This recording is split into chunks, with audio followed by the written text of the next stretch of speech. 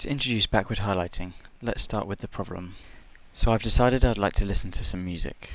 I'm going to use my directional column-faceted browser to find some. By the way, it's a directional column-faceted browser because the facets are in 3 columns and it filters in one direction, left to right. I've decided on an artist to listen to, and thanks to the left to right filtering, I can see all of his albums.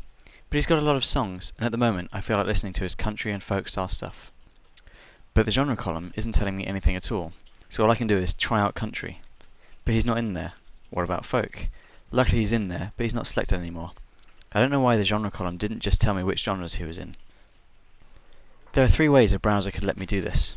First is to filter left and right, but there are advantages covered in the paper to having direction, and Apple have clearly chosen to be directional.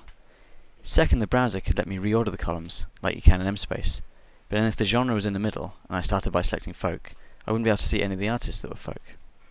Third is our suggestion, backward highlighting. The simple notion is to highlight related information in the columns to the left so that they can be used to refine the search. Here I've selected to find research publications by Oxford University, but they cover a lot of topics. Thanks to backward highlighting, I can see more detail about their maths and computer work. And you can see that with every click I make backwards against the left to right flow of filtering, that the columns to the right have progressively fewer items in them. Here's another example on old news footage. I can still start at the beginning if I want to, or the left as it is. The columns on the left are often the shortest and have the largest filtering effect on the rest of the results, and so they're there for a reason.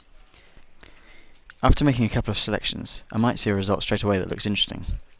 If I was to select it, then here backwards highlighting is filling in the gaps for me. Now I can immediately see that this clip is related to the themes of human interest, lifestyle, and religion, and can use any of them to further refine my search. In summary, backward highlighting means that users of any directional column browser can start in any column they like and still use columns on both sides to further refine their search.